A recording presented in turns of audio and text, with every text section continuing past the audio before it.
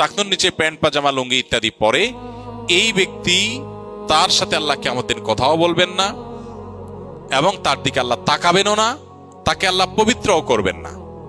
এই তিনটা ভয়াবহতা এই ব্যক্তির জন্য আছে, যে ব্যক্তি টাকনুর নিচে প্যান্ট পাজামা লুঙ্গি পরে। আমাদের দেশে অনেকে আছেন মসজিদে নামাজ পড়তে আসলে তখন প্যান্ট ভাঁজ করে। অনেক মসজিদে মুয়াজ্জিনরা মাইকে বলেনও যে টাকনুর নিচে যাদের প্যান্ট আছে প্যান্টগুলো উঠায় নেন।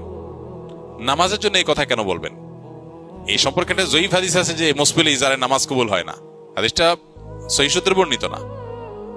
বিশুদ্ধ হাদিসগুলো সবগুলো হলো কমন এবং জেনারেল, সব সময়ের জন্য এটা প্রযোজ্য যে পুরুষ মানুষ টাকনুর নিচে পোশাক পরবে না। এখন বৈজ্ঞানিক গবেষণা বলছে যে এটা পুরুষের জন্য ক্ষতিকর। যাই হোক, সেটা গবেষণা কি প্রমাণ হয়েছে এটা বড় কথা না, বড় কথা হলো নবী সাল্লাল্লাহু আলাইহি ওয়াসাল্লাম নিষেধ করেছেন, বাস শেষ।